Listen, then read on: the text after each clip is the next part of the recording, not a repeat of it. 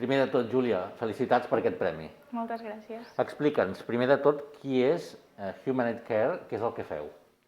Humanity Care és una empresa de salut digital que la van fundar la Núria i l'Unai fa uns 3 anys ja, i el que pretenem és millorar la qualitat de vida dels pacients. Aleshores, ho fem això a través d'una plataforma de telemedicina i telemonitoratge que permet recollir diferents tipus d'informació de diferents tipus de dades d'una aplicació mòbil, de qüestionaris, de wearables, de dispositius mèdics connectats a través de Bluetooth, i totes aquestes dades s'envien a temps real perquè els professionals sanitaris puguin fer aquest seguiment remot quan els pacients estan a casa. M'has fet un elevator speech fantàstic. Anem a entrar una mica perquè la gent que no estigui habituada a l'àmbit sanitari i com es gestiona tot plegat, doncs entengui realment en què millora aquesta eina, aquesta gestió, perquè finalment el vostre nom hi diu molt, una cura humana, en aquest sentit. Què és el que estem millorant o què és el que intentem millorar d'aquest tracte amb el pacient i en l'àmbit de la salut? El que es va detectar és que hi havia molta informació que es perdia perquè només podien estar en contacte els pacients amb els professionals quan estaven a la visita presencial a l'hospital. Llavors, alguns estudis que ja hem fet pilots en alguns hospitals i això, comparant, per exemple, un grup control i un grup experimental que feia servir la nostra plataforma, hem vist que l'adherència al tractament, per exemple, millorava perquè els pacients seguien qüestionaris, que els recordaven la medicació, el que fos.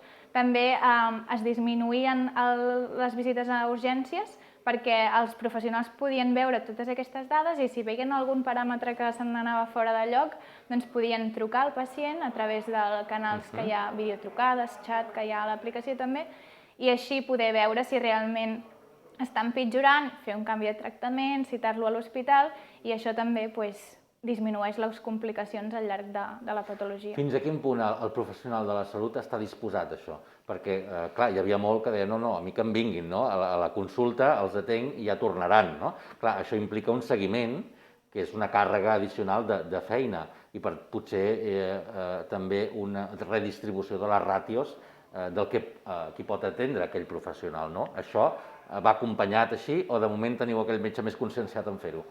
Ja encara estem trobant els dos casos perquè sí que és veritat que potser el sector salut és un dels que es costa més digitalitzar i anar transformant, però recentment, degut a la pandèmia, hem vist que realment aquestes eines són necessàries perquè si no, no et podies comunicar i no podies...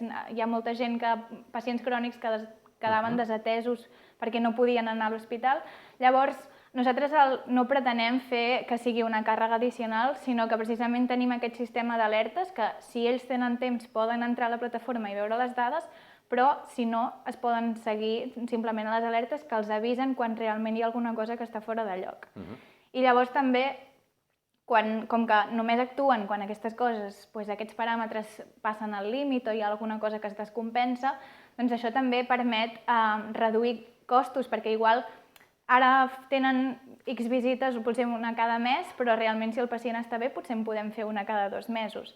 Llavors hi ha els dos casos. Podem redistribuir els recursos i així millorar l'atenció. Aquest blockchain de dades, que a algun lloc estan, qui les posa? Els pacients des de casa seva diuen avui tinc la pressió tal, etc., a través del mòbil, o com funciona realment? Sí, hi ha diferents opcions. Si, per exemple, ja tenen alguns dispositius a casa, ho poden fer així, introduint les dades, però nosaltres també proporcionem alguns dispositius o alguns wearables que envien les dades automàticament. Què és un wearable? Perdona. Una smartwatch. Alguna cosa que es pot portar, de wear. Sí, una pulsera d'activitat d'aquestes que et van mesurant la freqüència cardíaca o l'activitat, el nombre de passos, això. Ho connectem a la nostra aplicació i això fa que les dades s'enviïn automàticament a través de Bluetooth al núvol i no s'hagin de fer res. I per tant, per intel·ligència artificial podem entendre que s'activen alertes en el moment que el sistema detecta una cosa estranya. Exacte. Aquest és el futur de l'atenció a la salut pública, a la gent? Esperem que sí, que vagi cap aquí. Ara mateix és això, estem recollint dades perquè necessites moltes i de molta gent i casos diferents i pretenem això, anar fent un pas més cap a la medicina preventiva i predictiva a través de tot el que anem aprenent. I això ho feu des de la Humanity Care, des de la vostra institució, empresa, entenc que la salut pública i les institucions públiques hi haurien de jugar d'alguna forma i el sistema sanitari, hospitalari, d'atenció primària, etc. també. Aquí, en quin moment estem d'això, no? És a dir, heu picat portes, hi ha algú que està fent aquesta prova de forma voluntària, hi ha algun conveni signat ja, el govern hi creu, com estem?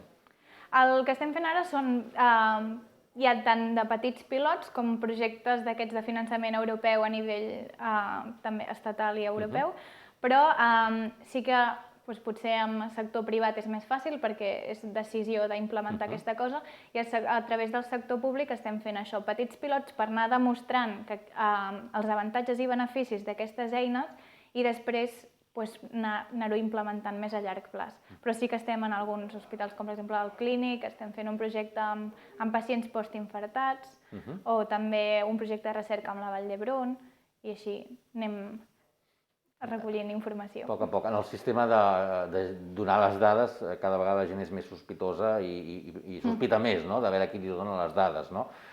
Potser en l'àmbit de la salut és el més fàcil perquè quan un està no gaire bé, assigna el que li posis per davant gairebé, no?, perquè l'ajudis. Per tant, us trobeu en aquest cas pocs impediments en el tema d'ús i cessió de dades? Que la nostra plataforma ha estat certificada com a dispositiu mèdic, llavors compleix totes les lleis de protecció de dades. El que fem nosaltres és anonimitzar i encriptar totes les dades, de manera que els professionals sanitaris sí que saben qui és aquella persona, però nosaltres, que som a darrere la plataforma, no sabem de qui són les dades.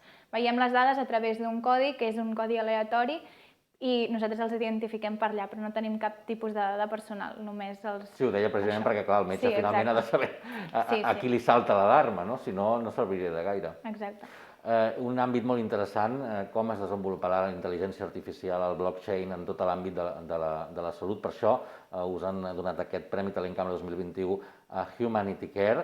El proper pas de l'empresa, cap a on aneu, com visualitzeu la institució d'aquí 2 anys, no? Què preteneu? Això que estàvem parlant, seguir recollint moltes dades per millorar tots aquests algoritmes i ajudar, a part de només mostrar les dades, fer com recomanacions i prediccions del que pot arribar a passar, però sempre confiant en el criteri, òbviament, dels professionals sanitaris, i també començar a expandir-nos a altres països, perquè ara estem focalitzats bàsicament aquí estatalment, però... Hi ha algú que ho està fent a fora?